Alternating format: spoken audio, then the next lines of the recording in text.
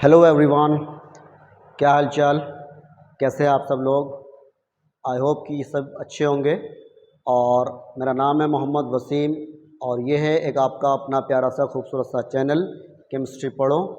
ठीक है, आज हम काफ़ी दिनों के बाद वीडियो लेक्चर नंबर 9 लेकर के आए हैं सॉल्यूशन का, जिसमें हमने last video lecture number 8 upload किया था वेपर प्रेशर पर, और आज हम उसी के आगे से वीडियो लेक्चर नंबर 9 को शुरू कर रहे हैं। तो लाइक करिए वीडियो को और चैनल को सब्सक्राइब करिए और शेयर करिए। ठीक है, तो चलिए बिना किसी देरी के हम शुरू कर रहे हैं टॉपिक। लास्ट हमने वेपर प्रेशर को जो डिस्कस किया था और साथ में उसके हमने कुछ फैक्टर्स भी पढ़े थे जो वेपर प्रेशर को अफेक्ट करते हैं। तो आज का हमारा टॉपिक रहेगा रॉल्ड्स लॉ। ठीक है, रॉल्ड्स लॉ हम दो केसेस में पढ़ेंगे। एक तो वो केस रहेगा जिसमें हम एक सॉल्यूशन को प्रिपेयर कर रहे हैं और वो सॉल्यूशन जो प्रिपेयर किया गया है उसमें हमने कोई एक वॉलेटाइल लिक्विड को ऐड किया है एज अ सॉल्यूट। ठीक है, उसके बाद में हम दूसरा केस पढ़ेंगे रॉल्ड्स लॉ का, जिसमें हम डिस्कस करेंगे कि एक नॉन वॉलेटाइल सॉल्यूट या सॉल्वेंट को ऐड करने पर वेपर प्रेशर में कितना फॉल आता है, वेपर प्रेशर में कितना चेंज या कितनी कमी बनती है। ठीक है, तो फिलहाल हम यहाँ पर केस नंबर 1 डिस्कस करेंगे। तो हेडिंग लिखिएगा रॉल्ड्स लॉ, हेडिंग रहेगा बेटा हमारा। ठीक है, आज का डेट है इट्स 18 मई 2026 और मैं आपको पढ़ा रहा हूँ केमिस्ट्री। चैनल का नाम है केमिस्ट्री पढ़ो, मेरा नाम है मोहम्मद वसीम। ठीक है, तो चलिए भाई बिना किसी देरी के हम शुरू कर रहे हैं। टॉपिक लगाइएगा बेटा Raoult's law. Raoult's law for solution. I hope कि स्क्रीन बिल्कुल क्लियर होगी, सबको क्लियरली दिख रहा होगा। रॉल्ड्स लॉ फॉर सॉल्यूशन, पीछे तक दिख रहा है भाई सबको? ठीक है, Raoult's law for solution of volatile liquids. आइए भाई हम केस नंबर 1 डिस्कस करेंगे पहले। जैसा कि मैंने बताया पहला केस है एक ऐसे सॉल्यूशन का केस जिसमें हमने सॉल्यूट में क्या यूज़ किया है, एक वोलेटाइल लिक्विड को यूज़ किया है। इसके बाद हम केस नंबर 2 डिस्कस करेंगे जिसमें हमने एज ए सॉल्यूट या फिर सॉल्वेंट को हमने कैसा यूज़ किया होगा, एक नॉन वोलेटाइल फॉर्म में यूज़ किया होगा। ठीक है बेटा, तो आइए समझते हैं कि ये लॉ क्या कहता है। देखिए ये रॉल्ड्स लॉ जो है वो काफ़ी हद तक सिमिलरिटी रखता है किससे, हेनरीज लॉ से। अब हेनरीज लॉ क्या कहता है कि किसी गैस का जो पार्शियल प्रेशर होता है वो उसके मॉल फ्रैक्शन के डायरेक्टली प्रोपोर्शनल होता है। ठीक है, जबकि सिमिलर है उसी के जैसा ये भी वैसे ही बताता है कि एक सॉल्यूशन के अंदर जो दो कंपोनेंट प्रेजेंट होते हैं सॉल्यूट और सॉल्वेंट, तो सॉल्यूट और सॉल्वेंट का जो पार्शियल वेपर प्रेशर होता है एग्जैक्टली वो उसी के मॉल फ्रैक्शन के डायरेक्टली प्रोपोर्शनल होता है। ठीक है, तो लिखेंगे it states that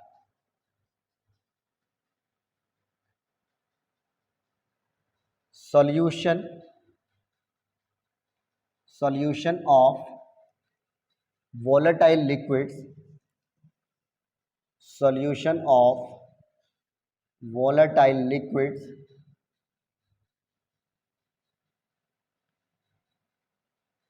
the partial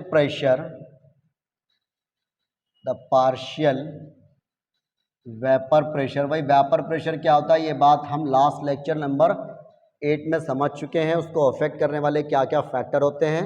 तो अगर किसी ने वेपर प्रेशर को नहीं समझा है तो आप प्लीज़ मैं रिकमेंड करूंगा कि हमारे चैनल पर विज़िट करें और जाकर के वीडियो लेक्चर नंबर 8 को देखें। वहाँ से आपको समझ आएगा एग्जैक्टली कि वेपर प्रेशर क्या होता है और उसको अफेक्ट करने वाले फैक्टर्स क्या क्या होते हैं। ठीक है, now it states that a solution of volatile liquids the partial pressure of each component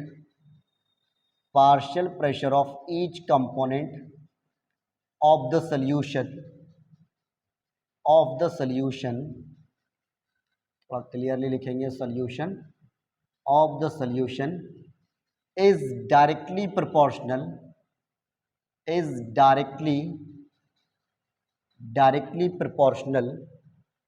ठीक है भाई, is directly proportional to its mole fraction it's mole fraction present in a solution. ठीक है भैया, ठीक है। एक सॉल्यूशन जिसमें दो कंपोनेंट प्रेजेंट होते हैं, तो उन कंपोनेंट का मोल फ्रैक्शन जो होता है, उन कंपोनेंट का जो पार्शियल वेपर प्रेशर होता है वो उसी के मोल फ्रैक्शन के डायरेक्टली प्रोपोर्शनल होता है। ठीक है, आइए मैथमेटिकल एक्सप्रेशन को समझने के लिए एक छोटी सी एक्टिविटी को भी ज़रा समझ लेते हैं। यहाँ पर इस चीज़ को हम डायग्रामेटिक समझ लें। तो मैंने कहा यहाँ पर हमने एक कंटेनर को लिया और कंटेनर में थोड़ा सा हमने वाटर को फिल किया, और वाटर को फिल करने के बाद इसमें थोड़ा हमने एक वोलेटाइल लिक्विड ऐड किया। ठीक है, वोलेटाइल लिक्विड ऐड किया तो ये एक सॉल्यूशन बन गया। अब मैंने कहा कि यहाँ पर ये अगर मैं इसको सॉल्वेंट कंसीडर कर रहा हूँ और मैं सॉल्वेंट को लिख रहा हूँ भाई ए से, ठीक है, ए से सॉल्वेंट को लिखता हूँ, तो इसका अपना खुद का कोई ना कोई वेपर प्रेशर तो ज़रूर होगा ना भाई। तो मैंने इसके वेपर प्रेशर को पी ए से कंसीडर किया, पी ए। ठीक है, इसका जो वेपर प्रेशर है वो मैंने पी ए कंसीडर किया, इस सॉल्वेंट का वेपर प्रेशर। ठीक है, उसके अलावा फिर मैंने क्या किया, एक और दूसरा एक कंटेनर लिया और हमने इस कंटेनर के अंदर एक सॉल्यूट को लिया। ठीक है, ये हमारा हो गया सॉल्यूट बी, और ये सॉल्यूट बी का जो हमने पार्शियल वेपर प्रेशर कंसीडर किया वो हो जाएगा आपका P B.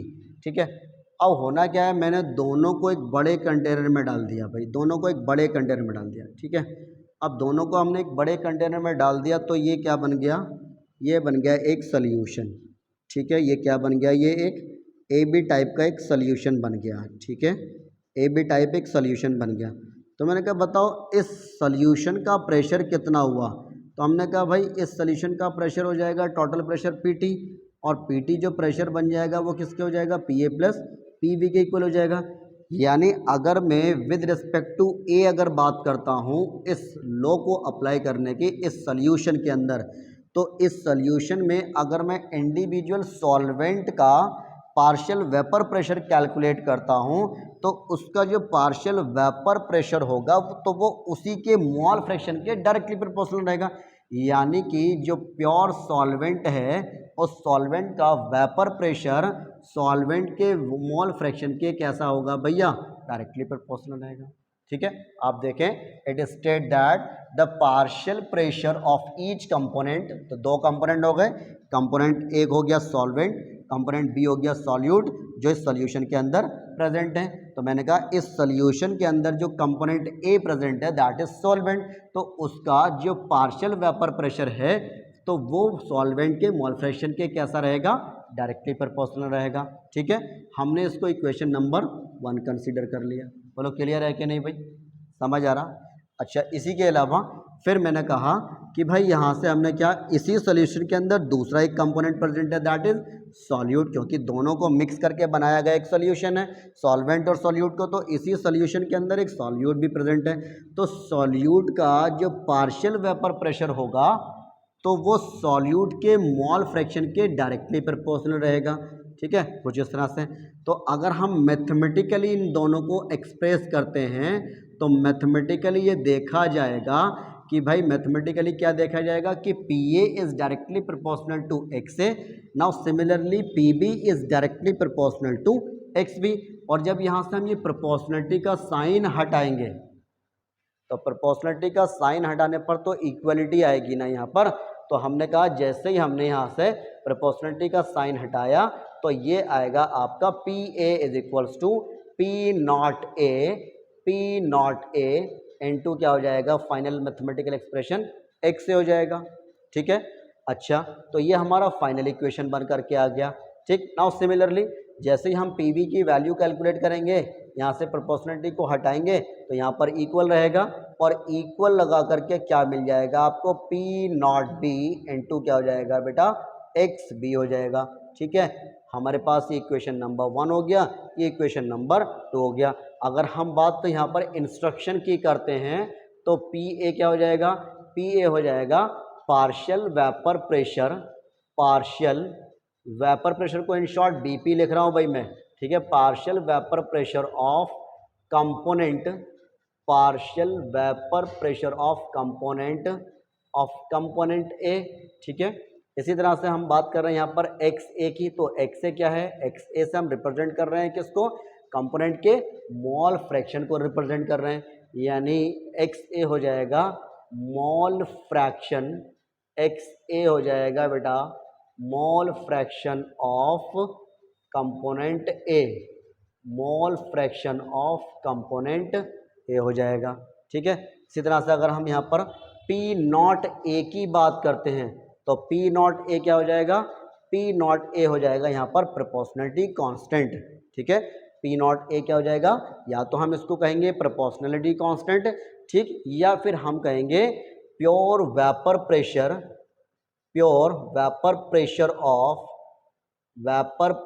Of pure substance, ठीक है। यानी जब हमने इसके अंदर कुछ भी मिक्स नहीं किया है तो उस समय ये प्योर स्टेट में था, तो उस समय का जो वेपर प्रेशर होता है उसको हम पी नॉट ए से कंसीडर कर रहे हैं, जो इस लॉ के अकॉर्डिंग एक क्या है, प्रोपोर्शनलिटी कांस्टेंट कहलाएगा। बोलो क्लियर है कि नहीं बात, ठीक है, समझ आ रहा है सभी को। अच्छा, इसी तरह से अगर हम यहाँ पर इंस्ट्रक्शन की बात कर जाएं तो भाई पीबी की अगर बात करें तो पीबी क्या बन जाएगा, जैसे ये हमारे पास था partial vapour pressure of component A, तो वैसे ही ये क्या हो जाएगा partial vapour pressure of component B मिल जाएगा, ठीक है। हमारे पास एक्स ए था जो क्या कहलाता है mole fraction of component A, तो वैसे ही एक्स बी को हम क्या लिखेंगे, mole fraction of component B, mole fraction of component B. अच्छा भाई, पी नॉट ए का मतलब क्या था, vapour pressure of pure substance, ठीक है। तो वैसे ही पी नॉट बी भी हमारे पास क्या बन जाएगा, vapour pressure of pure substance, ठीक है, vapour pressure of pure substance. यानी यहाँ पर हम बात किसकी कर रहे हैं, हम बात कर रहे हैं प्योरिटी की किसकी, सॉल्वेंट के केस में, और जबकि यहाँ पर हम बात कर रहे हैं प्योरिटी की किसकी, सॉल्यूट के केस में, ठीक है भाई। यहाँ पर बात चल रही है सॉल्यूट के केस में, जबकि यहाँ पर बात चल रही है सॉल्वेंट के केस में। दोनों बातें क्लियर है ना, ठीक है। उसके बाद आती है मैथमेटिकली हम आगे दोनों चीज़ों को रिलेट करेंगे, इक्वेशन नंबर 1 और इक्वेशन नंबर 2 को, ठीक। आगे क्या आने वाला है इसको ज़रा नोट करें, फिर करते हैं बात आगे इसके ग्राफिकल रिप्रेजेंटेशन पर।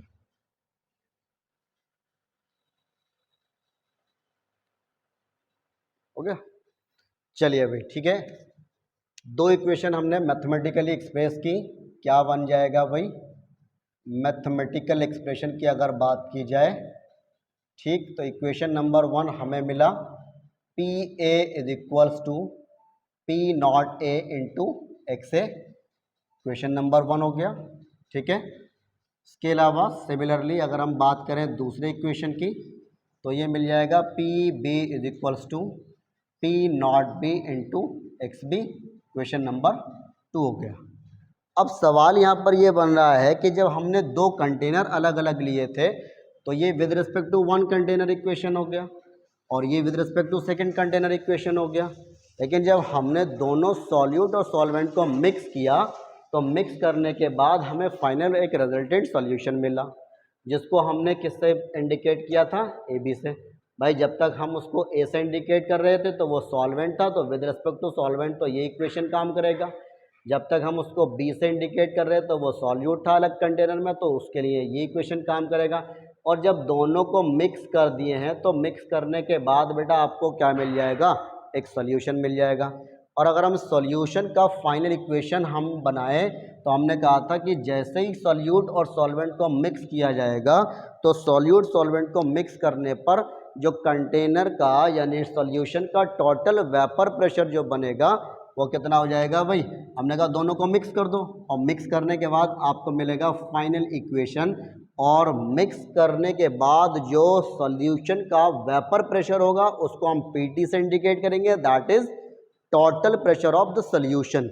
और क्या मिल जाएगा, PT is equals to P A plus P B, ठीक है ना। और यही रिलेशन हमारा कहलाता है डाल्टन्स यही रिलेशन हमारा कहलाता है डाल्टन्स, अरे यार थोड़ा स्पेलिंग मिस्टेक है, डाल्टन्स, बढ़िया कर दिया, डाल्टन्स पार्शियल प्रेशर लो, इसको हम कहते हैं डाल्टन पार्शियल प्रेशर लो, ठीक है, डाल्टन्स पार्शियल प्रेशर लो कहलाता है भाई, ठीक। क्या बनेगा, P T is equal to P A plus P B हो जाएगा। अच्छा पी ए पी वी की या तो यहाँ पर छोड़ दो इसको, अदरवाइज आप वैल्यूज पुट कर दो। पी ए का वैल्यू क्या है, P not A into X है, पी बी का वैल्यू क्या है, P not B into X B. तो यहाँ पर पी ए और पी बी की वैल्यू को जब सब्सटीट्यूट करेंगे तो आपको मिल जाएगा P T is equals to P not A और आपको मिल जाएगा एक्स ए प्लस उसके बाद हो जाएगा पी वी की वैल्यू, पी वी का वैल्यू हो जाएगा पी नॉट बी इंटू हो जाएगा बेटा एक्स बी। बोलो क्लियर है कि नहीं है, ठीक है।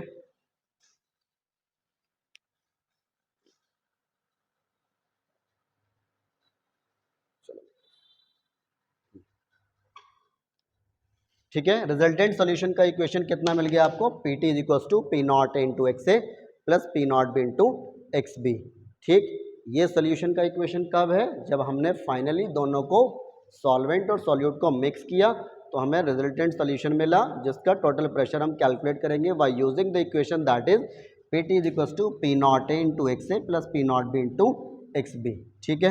इक्वेशन नंबर हमारा 3 हो जाएगा। अच्छा कई बार क्या होता है, सवाल में एक इंडिविजुअली कंपोनेंट का मोल फ्रैक्शन दिया जाता है आपको। कई बार होता है कि अगर मान लीजिए वो सॉल्यूट का मोल फ्रैक्शन ना दे और भाई सॉल्वेंट का मोल फ्रैक्शन आपको दे दे और पूछ लिया जाए total pressure of the solution कितना बनेगा, तो आप कैसे कैलकुलेट करेंगे, तो सुनिए।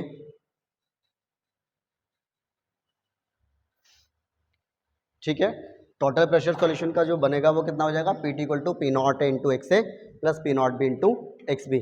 तो मैंने कहा कि भाई कई बार क्वेश्चन के अंदर आपको एक इंडिविजुअल सॉल्वेंट या सॉल्यूट का मोल फ्रैक्शन दिया जाएगा और पूछेगा कि बताइए अगर सॉल्वेंट का मोल फ्रैक्शन इतना है तो फिर सॉल्यूशन का टोटल प्रेशर कितना होना चाहिए, या फिर पूछेगा कि आपसे कि सॉल्यूट का मोल फ्रैक्शन इतना दिया गया है तो बताइए टोटल प्रेशर।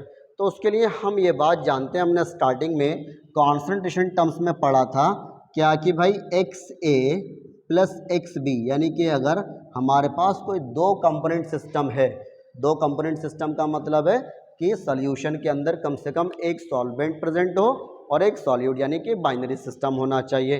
तो बाइनरी सिस्टम के लिए हम अगर दो मोल फ्रैक्शन का अगर हम रिलेशन लिखें तो वी नो दैट कि मोल फ्रैक्शन ऑफ ईच कंपोनेंट का जो सम होता है वो 1 के इक्वल होता है, यानी X A plus X B is equals to किसके होता है, 1 के होता है। तो अगर सपोज दैट कि आपको क्वेश्चन में एक्स ए की वैल्यू गिवन, एक्स ए की वैल्यू गिवन नहीं है, एक्स बी की वैल्यू गिवन है, तो हम क्या कर सकते हैं, एक्स ए का कैलकुलेशन करने के लिए 1 में से एक्स बी को माइनस कर देंगे, ठीक है ना। तो ये हो जाएगा 1 minus X B. Now similarly अगर कई बार वो एक्स ए की वैल्यू ना दे करके, वो एक्स बी की वैल्यू ना दे करके वो एक्स ए की वैल्यू दे, तो भाई अगर वो एक्स बी की वैल्यू दे निकलवाएगा तो हम यहाँ से कैलकुलेशन लगा लेंगे, तो 1 में से किसको माइनस कर देंगे, एक्स ए को माइनस कर देंगे। तो क्या फ़र्क पड़ने वाला है भाई, हमको एक सॉल्वेंट सॉल्यूट का अगर मोल फ्रैक्शन पता है, दूसरे का पता करना हुआ तो हम सीधा उसको 1 में से माइनस करेंगे।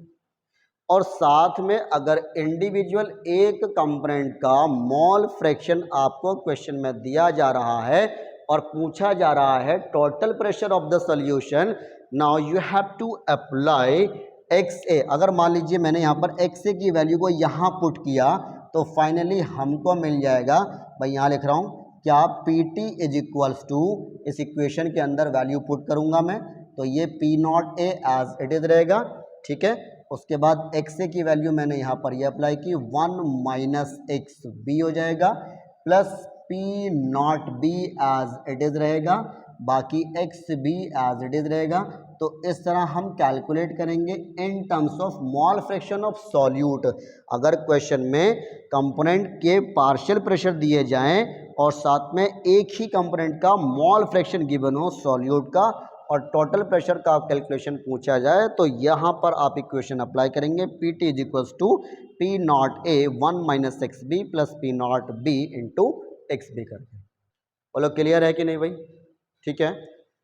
इसमें तो कोई मुश्किल वाली बात नहीं है। फिर से यहाँ पर रिपीट कर देता हूँ मैं एक बार कि partial pressure of each component is directly proportional to the mole fraction of each component. ये आ गया P A is directly proportional to X A. Proportionality को हटाया तो पी नॉट यहाँ पर प्रोपोर्शनलिटी कांस्टेंट हो जाएगा, जो प्योर स्टेट के वेपर प्रेशर को भी हम कंसिडर करते हैं। ठीक है, P V is directly proportional to X B. यहाँ से हमने प्रोपोर्शनलिटी को हटाया तो यहाँ पी नॉट भी क्या हो जाएगा आपका प्रोपोर्शनलिटी कांस्टेंट हो जाएगा। ठीक है, या फिर हम कहते हैं प्योर सॉल्यूट वेपर प्रेशर।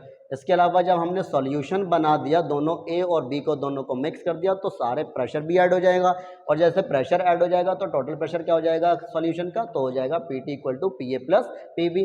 अब पी ए और पी बी के इक्वेशन नंबर 1 और 2 से हमने क्या किया, यहाँ पर वैल्यूज अप्लाई कर दिए। भाई पी ए के लिए वैल्यू क्या था, P not A into X A, plus P B की वैल्यू क्या थी, P not B into X B. Equation number हमने 3rd कंसिडर कर दिया। अगर अब वहाँ पर दो कंपोनेंट के आपको वेपर प्रेशर दिए जाएं और दोनों कंपोनेंट का मोल फ्रैक्शन दिया जाए और पूछा जाए टोटल प्रेशर, तो आप यहाँ पर अप्लाई करेंगे। और अगर पूछा जाए कि एक इंडिविजुअल कंपोनेंट का मोल फ्रैक्शन आपको दिया जा रहा है और पूछा जा रहा है टोटल प्रेशर, तो आप इस तरह कैलकुलेट करेंगे। Got it. अच्छा, इसी तरह से यहाँ ये तो हो गया मोल फ्रैक्शन ऑफ सॉल्यूट के टर्म में, हम इसको मोल फ्रैक्शन ऑफ सॉल्वेंट के टर्म में भी लिख सकते हैं। कैसे भाई, एक्स ए की वैल्यू, अब यहाँ पर हमने क्या किया, एक्स बी की वैल्यू अप्लाई करके दिखा दो यहाँ पर। तो एक्स वी की इक्वल टू अगर मैं यहाँ पर 1 माइनस एक्स से पुट करता हूँ तो ये मोल फ्रैक्शन ऑफ सॉल्वेंट के टर्म में आ जाएगा। कैसे आ जाएगा, यहाँ से हमने पी टी की वैल्यू एज इट इज़ लिखी, पी टी को हमें कैलकुलेट करना है। P not A as it is रहेगा, किसको लगाना है, एक्स बी को, तो P not A as it is रहेगा और एक्स ए भी ऐसे रहेगा। उसके बाद में प्लस हो जाएगा, फिर हो जाएगा पी नॉट बी और एक्स बी की वैल्यू हो जाएगी हमारे पास में 1 माइनस एक्स ए। अगर आपको सॉल्वेंट का मोल फ्रैक्शन दिया जाए और दोनों कंपोनेंट के वेपर प्रेशर आपको दिए जाएं, then you have to apply P T is equals to P not A X A plus P not B into 1 minus X हो जाएगा। बोलो क्लियर है कि नहीं, समझ आ गया। ठीक है, किसी को कुछ पूछना है। अच्छा, जहाँ पर हम दो पार्शियल प्रेशर का सम करते हैं उसको हम कहते हैं डाल्टन पार्शियल प्रेशर। ठीक है, इसको जरा नोट करिए, फिर करते हैं आगे की बात।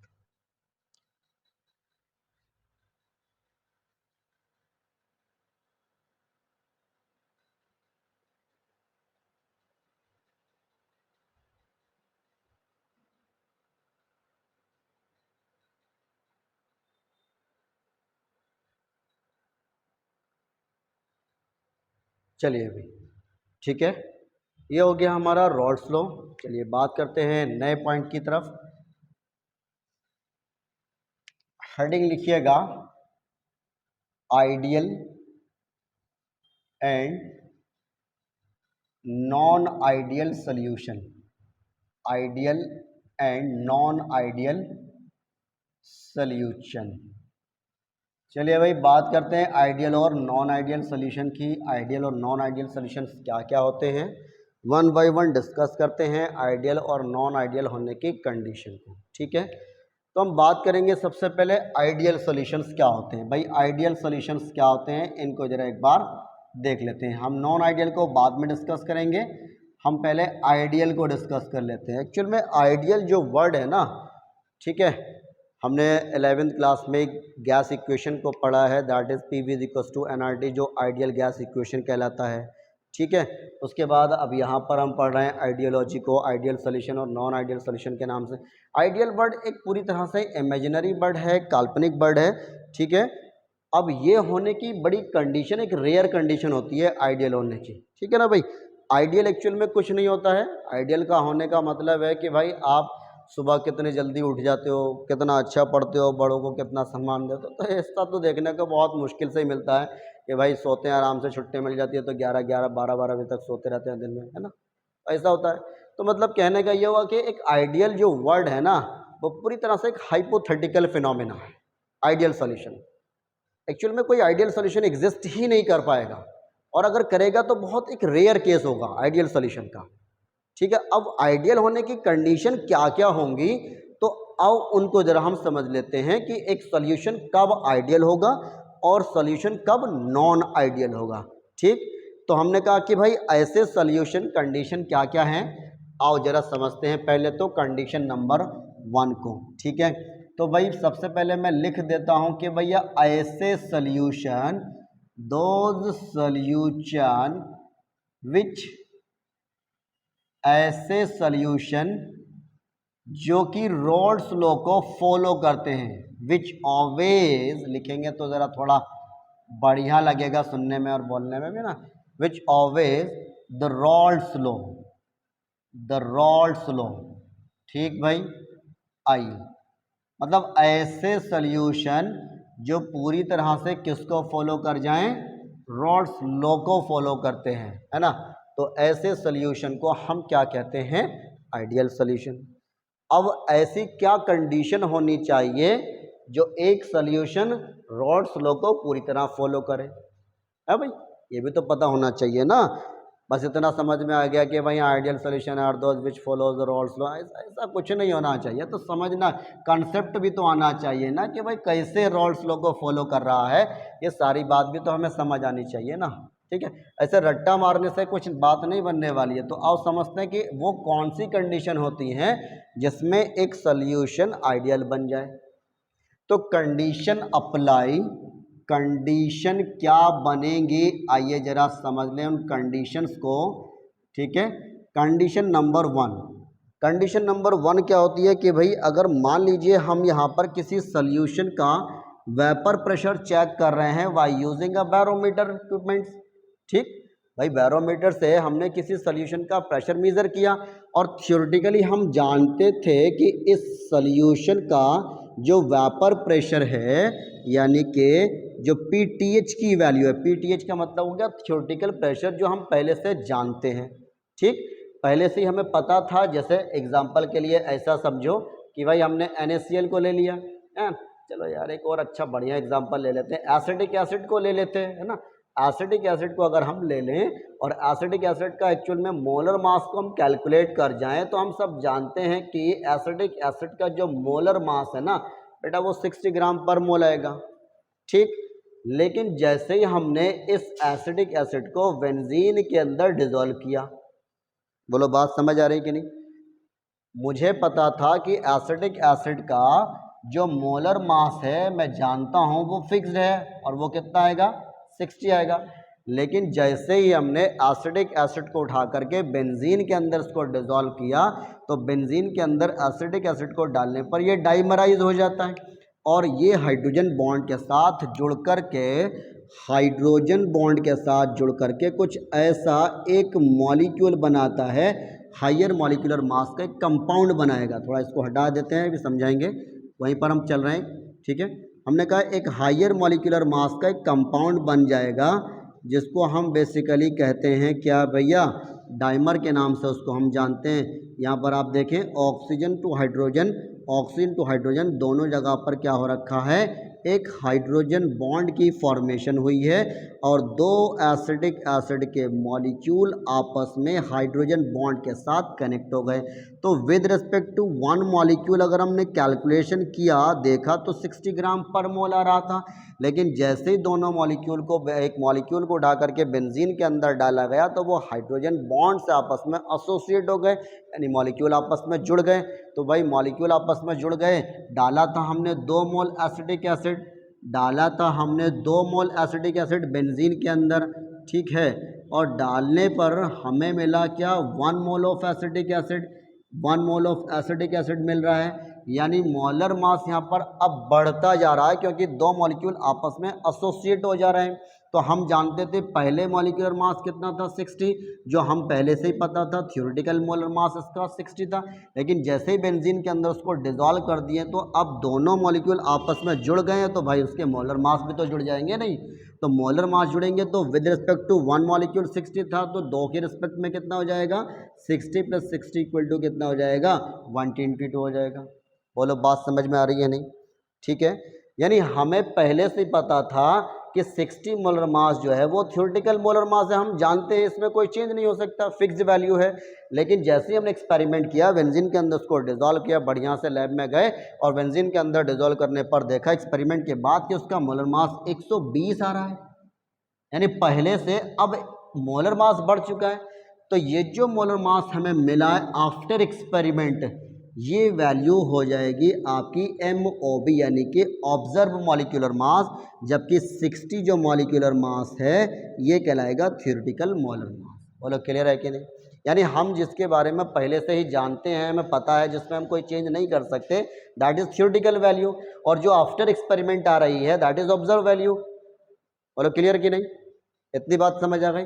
तो वैसे ही हमने यहाँ पर देखना है कंडीशन नंबर 1 रॉल्स लॉ की क्या बताएगी। कंडीशन नंबर 1 ये कहती है कि भाई हमने कहा एक सॉल्यूशन है, एक सॉल्यूशन जिसका हम वेपर प्रेशर पहले से ही जानते हैं, थ्योरेटिकल प्रेशर की वैल्यू हमें पहले से ही पता है, हो सकता है उसका 25 बार प्रेशर हो सकता है उसका 30 बार हो, कुछ भी एक एग्जैक्ट वैल्यू ले ली। लेकिन हुआ क्या, हमने जब टेम्परेचर को बढ़ाया या कम किया, रीज़न कुछ भी रहा हो, रीज़न चाहे कुछ भी रहा हो, हम ये नहीं कह रहे कि हमेशा टेम्परेचर को बढ़ाने पर ऐसा होगा, हम ये नहीं कह रहे कि हमेशा टेम्परेचर को कम करने पर ऐसा रहेगा, रीज़न चाहे कुछ भी रहा हो, लेकिन जैसे इसमें एक्सपेरिमेंट के बाद हमने देखा, पता किया, बैरोमीटर से चेक किया इसको, तो देखा कुछ टाइम के बाद इसका मोलर मास बढ़ करके, सॉरी मोलर मास कह रहे हैं, इसका जो प्रेशर है, प्रेशर बढ़ने के बाद कितना हो जाता है, 50 बार अप्रॉक्स हो जाए, यानी 25 बार से बढ़ कर के अब प्रेशर हो गया 40 बार, 45 बार या 50 बार, यानी पहले से वैल्यू अब बढ़ गई। तो हमने कहा भाई ये जो वैल्यू मिली है ये ऑब्जर्वेशन के बाद मिली है, नहीं, ये वैल्यू जो हमें मिल रही है ये ऑब्जर्वेशन के बाद मिल रही है, और ये जो वैल्यू हमें मिल रही है ये 25 जो वैल्यू है ये थ्योरेटिकल वैल्यू जो हम पहले से पता था, सॉल्यूशन का वेपर प्रेशर इतना है। तो अगर सवाल यहाँ पर ये बन जाए कि कई बार बिना किसी रीज़न के टेम्परेचर के बढ़ने या घटने से दोनों में कोई चेंज ना आए, यानी कि थ्योरेटिकल प्रेशर की वैल्यू अगर ऑब्जर्व प्रेशर के बराबर आ जाती है तो इसका मतलब है कि ये सॉल्यूशन एक आइडियल सॉल्यूशन होगा। बताओ कितनी मुश्किल कंडीशन है, मतलब टेम्परेचर को आप बढ़ा भी रहे हैं या टेम्परेचर को कम कर रहे हैं तो टेम्परेचर के अफेक्ट होने से डेफिनेटली वेपर प्रेशर तो अफेक्ट होगा ही ना, बट फिर भी नहीं हो रहा है, दोनों प्रेशर बराबर आ रहे हैं। इसको मत देखिए, वो तो हम इसको एग्जाम्पल के लिए समझाए हैं। सपोज कि 25 उसके बाद में अब हम कह रहे हैं कि भाई अगर ऐसा हो जाए कि टेम्परेचर को बढ़ाने घटाने पर कोई अफेक्शन ही ना आए, यानी जितना पहले था 25 बार इतना ही ये अब रह गया कांस्टेंट, कोई चेंज ही ना आया। आपने टेम्परेचर भी बढ़ाया, आपने टेम्परेचर को कम भी किया, सब काम किए, लेकिन प्रेशर वही का वही रहा, यहाँ पर भी 25 बार रहा, यहाँ पर भी 25 बार रहा। इसका मतलब क्या हुआ कि अगर थ्योरेटिकल प्रेशर की वैल्यू ऑब्जर्व प्रेशर के बराबर रह जाए तो ऐसे सॉल्यूशन ही हो जाते हैं आपके आइडियल सॉल्यूशन। बोलो है कि नहीं है? एक रेयर कंडीशन है, बहुत मुश्किल है, होगा नहीं है सब, लेकिन एक रेयर कंडीशन है। कुछ एग्जाम्पल्स आएंगे आइडियल के, अब कौन से आएंगे एग्जाम्पल हम बात करेंगे। तो फिलहाल हमने कहा कंडीशन नंबर 1, कंडीशन नंबर 1 क्या हो जाएगी बेटा, कंडीशन नंबर 1 हो जाएगी आपकी क्या, कंडीशन नंबर 1 हम यहाँ पर लिख लेंगे। चलिए ज़रा पहले इसको, एक minute,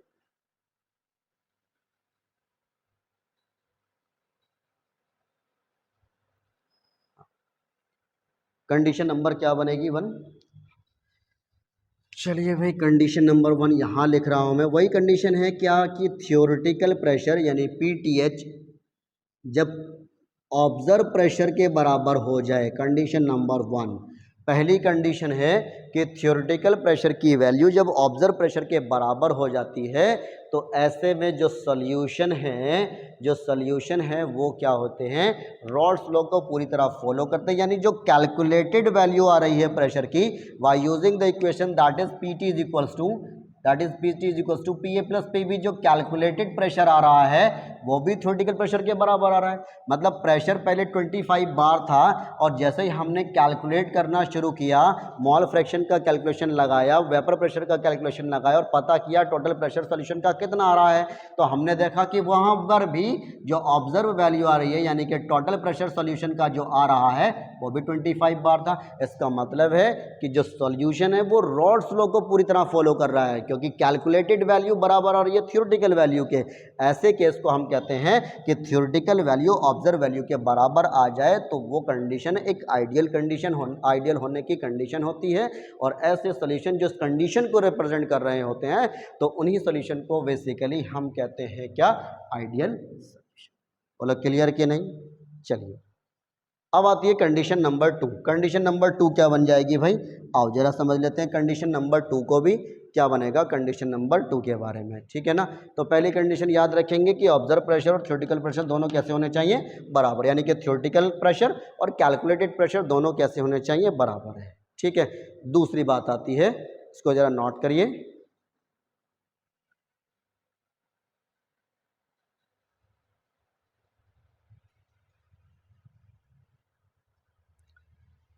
point number 2। Point number 2 क्या कहता है कि चलिए भाई डेल्टा एच, आप डेल्टा एच, एच का मतलब समझते हैं क्या होता है, एच का मीन होता है बेटा इंथैल्पी, जैसे कि हमने पढ़ा 11th क्लास में थर्मोडायनामिक, तो हमने वहाँ पर एक एच करके यू करके दो प्रॉपर्टी पढ़ी है, एनर्जी के टर्म्स को हमने डिस्कस किया है, which is known as an enthalpy and entropy and internal energy. तो वहीं से हमने यहाँ पर लिया है कि अगर हम बात एंथैल्पी चेंज की करते हैं सॉल्यूशन में, अगर हम एंथैल्पी चेंज की बात कर जाएं, यानी डेल्टा एच मिक्सिंग की अगर बात कर जाएं, डेल्टा एच मिक्सिंग की अगर बात करें, तो अगर डेल्टा एच मिक्सिंग ज़ीरो आ रहा है, डेल्टा एच मिक्सिंग ज़ीरो आ रहा है, मतलब क्या कि हमने पहले क्या किया, सॉल्यूशन बनाया, सॉल्यूशन बनाने से पहले देखा कि एंथैल्पी चेंज की जो वैल्यू थी वो एंथैल्पी 1 हमारा था 10 किलो जूल पर मोल के अप्रोक्स, 10 किलो जूल पर मोल के अप्रोक्स था। और जैसे ही हमने रिजल्ट सॉल्यूशन बना करके तैयार किया, टेम्परेचर बढ़ाया घटाया, तब भी हमने देखा कि उसकी वैल्यू 10 किलो जूल पर मोल ही आ रही है। जब हमने दोनों टेम्परेचर, दोनों इंथैल्पीज का चेंज कैलकुलेट किया by using the equation that is del H equal to H2 - H1, तो हम देख रहे हैं कि 10 - 10 का मतलब हो जाता है 0। तो अगर डेल्टा एच मिक्सिंग यानी सॉल्यूशन का जो एंथैल्पी चेंज है अगर वो ज़ीरो हो जाए, तो ऐसे सॉल्यूशन जो जिनका डेल्टा एच मिक्सिंग ज़ीरो आ रहा हो, तो उन सॉल्यूशन को भी हम क्या कहेंगे भैया, आइडियल सॉल्यूशन कहेंगे। बोलो बात समझ में आ गई। तो कंडीशन नंबर 2 हो गई, डेल्टा एच मिक्सिंग कैसा होना चाहिए, ज़ीरो, जो एक रेयर कंडीशन है, हमेशा ऐसा नहीं होगा, ठीक है, बहुत मुश्किल केस है, बट फिर भी कुछ सॉल्यूशन होंगे जो ऐसा दिखाएंगे। पॉइंट नंबर 3 की बात कर लेते हैं। पॉइंट नंबर 3 क्या हो जाएगा भाई, हमने कहा पॉइंट नंबर 3 में अगर किसी वजह से पूरे सॉल्यूशन का वॉल्यूम, पूरे सॉल्यूशन का वॉल्यूम चेंज ज़ीरो हो जाए, पूरे सॉल्यूशन का वॉल्यूम चेंज ज़ीरो हो जाए, तो ऐसे सॉल्यूशन जिनका डेल्टा वी मिक्सिंग ज़ीरो आ रहा होगा, टेम्परेचर को कम करने पर, टेम्परेचर को बढ़ाने पर, प्रेशर घटाने पर, प्रेशर कम करने पर, what ever be the reason, reason कुछ भी रहा हो, रीज़न क्या होना चाहिए ये कभी नहीं पूछा जाता एग्जाम में, क्या हुआ ये ज़रूर पूछा जाएगा एग्जाम के अंदर, ठीक है। कैसे हुआ ये नहीं पूछा जाता है कभी भी एग्जाम के अंदर, बट क्या हुआ ये जरूर पूछा जाएगा। तो कैसे हुआ का मतलब नहीं है, लेकिन क्या हुआ, डेल वी मिक्सिंग ज़ीरो हुआ। तो अगर डेल्टा वी मिक्सिंग ज़ीरो हो जाए किसी भी वजह से, तो ऐसे केस में हम उस सॉल्यूशन को क्या कहेंगे भैया, जो ये कंडीशन रिप्रेजेंट कर रहा है, आइडियल सॉल्यूशन। बोलो क्लियर है कि नहीं, आइडियल सॉल्यूशन। इसको ज़रा नोट करिए, फिर करते हैं आगे बात।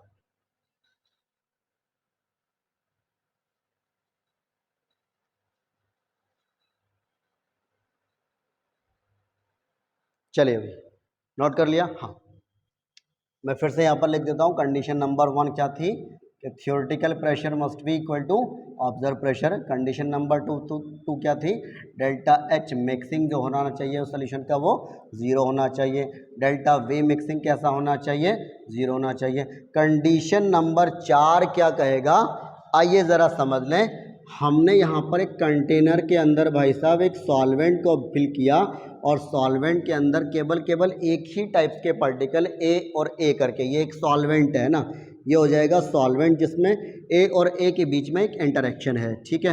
वैसे ही हमने यहाँ पर एक दूसरा कंटेनर कंसिडर किया जिसमें हमने एक सॉल्यूट को लिया, यहाँ पर है सॉल्यूट के पार्टिकल का इंटरेक्शन, ये है इंटरेक्शन ऑफ ए और ये हो जाएगा interaction of B.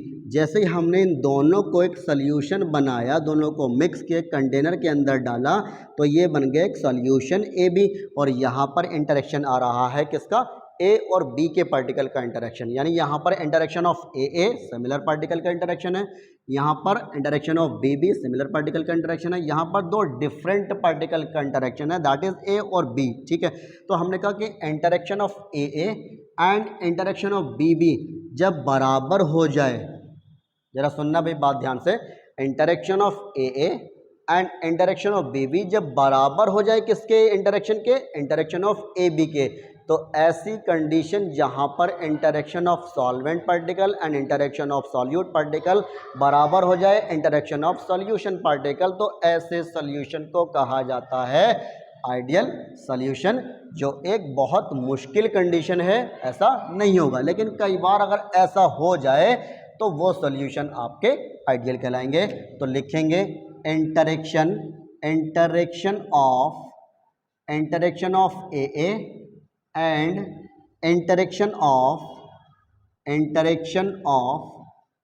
Interaction of B will be equals to interaction of A B. अगर ऐसा है तो डेफिनेटली सॉल्यूशन क्या हो जाएगा, एक आइडियल सॉल्यूशन कहलाएगा। बोलो बात समझ में आ गई भाई, ठीक है ना। चलिए आगे बात करते हैं एग्जाम्पल की। तो ये 4 कंडीशन आप याद रखेंगे हमेशा, क्या कि थ्योरेटिकल प्रेशर बराबर होना चाहिए ऑब्जर्व प्रेशर के, और साथ में del H mixing of solution क्या होना चाहिए, 0 होना चाहिए। डेल वी मिक्सिंग क्या होना चाहिए, 0 होना चाहिए। और लास्ट है आपका interaction of A and interaction of B will be equals to the interaction of A B. Clear हो गई बात। जो ये चारों कंडीशन को फुलफिल्ड कर जाएं भैया, वो सोल्यूशन ही आपके क्या कहलाएंगे, आइडियल होंगे। ठीक है भाई, ये है आइडियल होने की कुछ कंडीशन, ठीक है ना। जैसे कहते हैं ना कि भाई सुबह को जल्दी उठना एक आइडियल कंडीशन होती है, सुबह को अल्लाह भगवान का नाम लेना उठ करके, ये भी एक आइडियल कंडीशन होती है। बड़े माँ बाप के पैर छूने एक आइडियल कंडीशन होती है। ऐसा कौन करता है, ऐसा बहुत कम चांसेस होते हैं कि रेयर केस होता है ना। तो इसलिए हमने कहा कि भाई यहाँ पर भी हम ये कंडीशन देखेंगे तो बहुत कम चांस मिलेंगे देखने की, लेकिन कुछ सॉल्यूशंस होंगे जो इस कंडीशन को फुलफिल करते होंगे। अब हम कैसे आइडेंटिफाई करेंगे कि वो सॉल्यूशन कैसे होंगे, तो आओ कुछ एग्जाम्पल्स की बात कर लेते हैं। एग्जाम्पल में हम बात करेंगे कि भाई जिनके सॉल्यूट और सॉल्वेंट के जो साइज होंगे अप्रॉक्सीमेट बराबर हो जाएं। जरा ध्यान रखना, ऐसे 1 बाय 1 हम रट नहीं सकते आइडियल सॉल्यूशन और नॉन आइडियल सॉल्यूशन के एग्जाम्पल को। और एग्ज़ाम में कई बार पूछा जाता है, जेई नीट आईआईटी के एग्ज़ाम में भी पूछा जाता है, और साथ में आपके बोर्ड एग्ज़ाम में तो पूछा ही जाता है एमसीक्यू बेस्ड क्वेश्चन 110%। ये बात ध्यान रखना। अब हम कैसे याद रखेंगे आइडियल और नॉन आइडियल सोल्यूशन को, तो याद रखना कि भाई आइडियल सोल्यूशंस के एग्जांपल वो सोल्यूशंस के एग्जांपल बनेंगे जिनके सॉल्यूट और सॉल्वेंट का जो साइज होगा वो नियरली सेम होना चाहिए। गॉट इट, इस बात को याद रखेंगे। जैसे एग्जांपल नंबर 1 की अगर बात की जाए, एन हेक्सेन एन हेप्टेन, यानी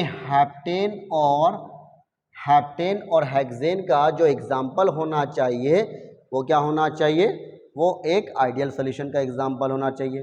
क्यों? क्योंकि यहाँ पर आप देखें, यहाँ पर हेक्सेन के अंदर आ रहे हैं 6 कार्बन, जबकि यहाँ पर हेप्टेन के अंदर आ रहे हैं 7 कार्बन, तो एक ही कार्बन का फर्क आ रहा है, यानी नियरली सिमिलर साइज ही आ रहा है, लगभग बराबर आ रहा है।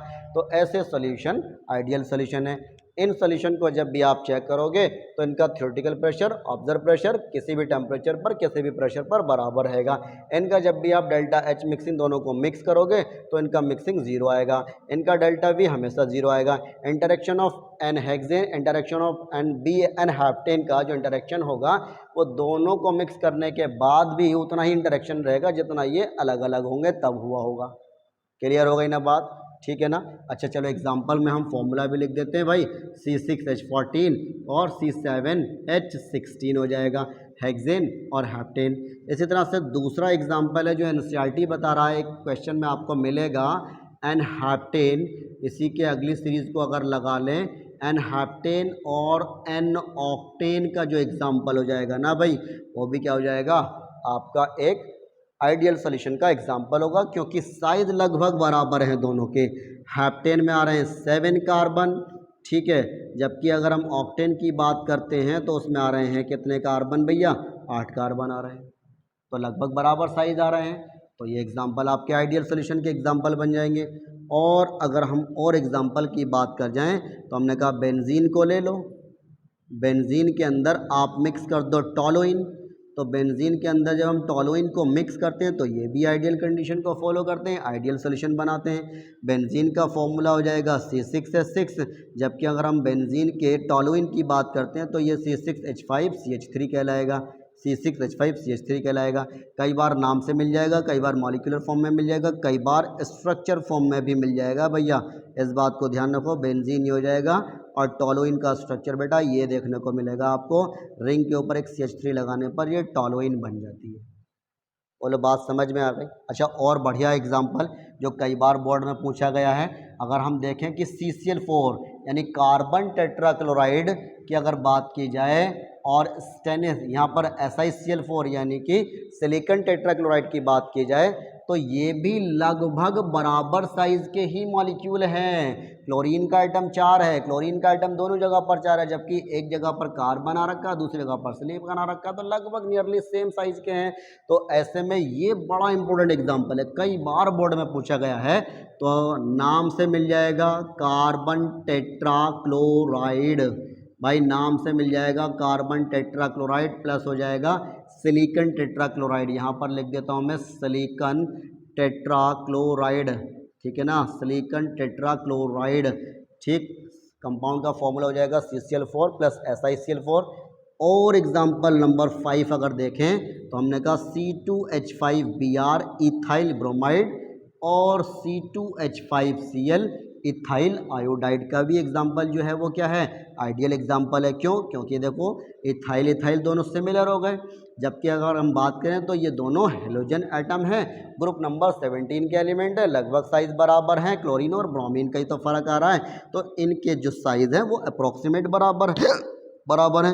तो नाम क्या हो जाएगा भाई, इथाइल ब्रोमाइड, नाम हो जाएगा इथाइल ब्रोमाइड प्लस हो जाएगा बेटा इथाइल क्लोराइड हो जाएगा। ठीक है। अच्छा, और एग्जाम्पल की बात कर लें, कई बार एग्जाम्पल में ऐसा भी पूछ लिया जाता है C2H5Br करके C2H5 आयोडीन करके पूछ लिया जाता है, इथाइल ब्रोमाइड और इथाइल आयोडाइड भी पूछ लेगा, है ना। तो एग्जाम्पल क्या है, ये भी आपका क्या बन जाएगा, एक आइडियल सॉल्यूशन का एग्जाम्पल बन जाएगा। और अगर हम बात करें यहाँ पर एग्जाम्पल को देख लें, बेंजीन के साथ अगर मैं मिला दूँ यहाँ पर एनिलीन को, है ना, तो बेंजीन के साथ अगर हम एनिलीन को मिला देंगे तो यहाँ पर बेंजीन बेंजीन रिंग सिमिलर हो जाएगी, जबकि NH2 ग्रुप इसके अंदर सेम आ रहा है। तो मतलब क्या डिफरेंट है, सिर्फ NH2 ग्रुप का फ़र्क है, साइज़ लगभग सिमिलर है। तो ऐसे सॉल्यूशन ये सब जिनके साइज़ अप्रोक्सीमेट बराबर हो जाएं तो उन सॉल्यूशन को कहा जाएगा आइडियल सॉल्यूशन। और ये वो एग्जाम्पल हैं जो इन सारी कंडीशन को फॉलो करते हैं। बात क्लियर हो गई। तो ये थे हमारे आइडियल सॉल्यूशन, और साथ में इससे पहले हमने डिस्कस किया था रॉल्स लॉ को। कल हम वीडियो लेक्चर नंबर 10 अपलोड करेंगे, ठीक, जो होगा नॉन आइडियल सॉल्यूशन, और साथ में कोलिगेटिव प्रॉपर्टी को डिस्कस करेंगे। ठीक है, तब तक के लिए आप हमारी वीडियो को लाइक करें, चैनल को सब्सक्राइब करें, शेयर करें। ठीक है, जय हिंद, जय भारत।